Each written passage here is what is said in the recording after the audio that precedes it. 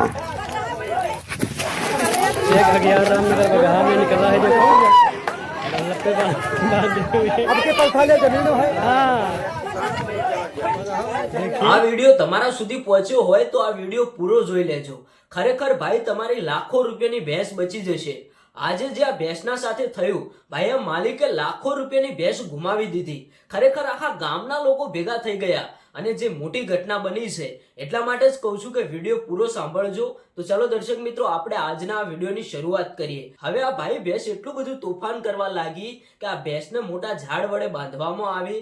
આ ભેંસે એટલું તોફાન કર્યું કે આ ઝાડને ભાઈ છોલી નાખ્યું પૂરેપૂરું. તમે દ્રશ્યો જોતા હશો કે ઘણા બધા લોકો ભેગા થઈ ગયા. હવે ઘટના શું બની? આ ભેંસને અચાનક એવું તો શું થઈ ગયું?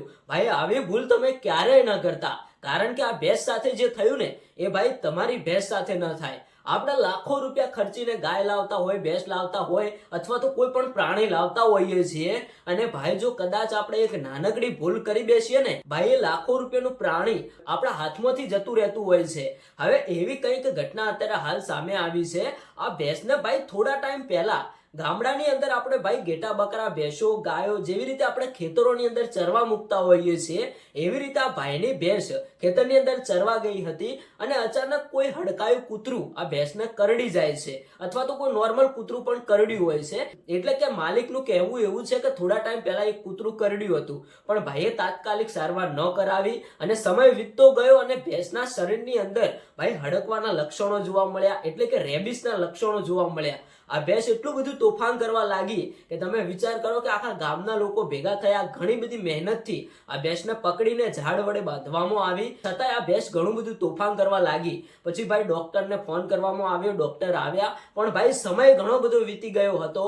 કારણ કે એક વખત જો ભાઈ કોઈ પણ તમારું પ્રાણી હોય ને એના અંદર રેબિસના લક્ષણો જોવા મળી જાય ને પછી એને બચાવવું એ ખૂબ જ મુશ્કેલી બની જાય છે. અને આ ભાઈની લાખો રૂપિયાની ભેંસ આ ભાઈએ ગુમાવી નાખી. ગામડાના દરેક લોકો સુધી આ વિડીયો પહોંચાડી દેજો, બધા લોકોને આ વાતની જાણ થાય અને આવી ભૂલ તે ક્યારેય ન કરે. તમારું શું કહેવું છે તમે કોમેન્ટ કરીને જણાવતા જજો.